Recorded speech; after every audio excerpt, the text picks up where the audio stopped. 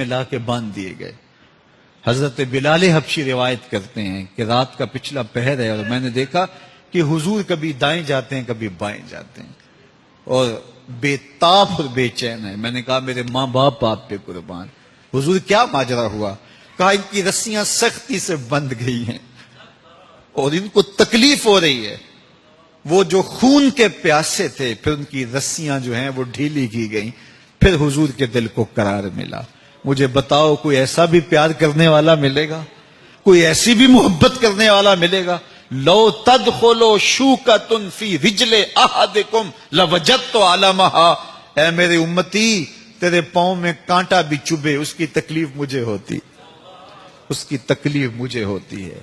یہ ہے شفقت حضور کی، یہ ہے محبت حضور کی۔